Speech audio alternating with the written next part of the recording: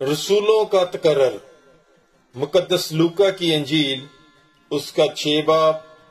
12 تا 19 آیات تک۔ اور ان دنوں میں وہ پہاڑ پر دعا کرنے کو گیا اور خدا سے دعا کرتے ہوئے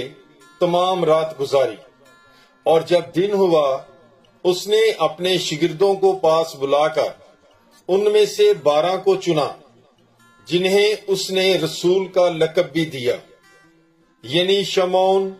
جس کا نام اس نے پطرس بھی رکھا، اور اس کا بھائی اندریاس، اور یعقوب اور یوحنا، اور فلبوس اور برتلمائی، اور متی اور توما، اور یعقوب بن حلفائی، اور شمعون جو دیور کہلاتا ہے، اور یہودا یعقوب کا بیٹا، اور یہودا اسکریوتی جو پکڑوانے والا ہوا، اور ان کے ساتھ اتر کر میدان میں کھڑا ہوا، اور وہاں اس کے شاگردوں کی بڑی جماعت، اور یہودیہ اور یروشلم اور سور و صدوم کے ساحل سے لوگوں کا بڑا ہجوم بھی تھا، جو اس کی سننے اور اپنی بیماریوں سے شفا پانے کے لیے آئے تھے، اور جو ناپاک روحوں سے ستائے جاتے تھے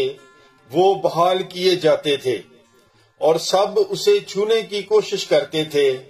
کیونکہ قوت اس سے نکلتی تھی جس سے سب کو شفا حاصل ہوتی تھی۔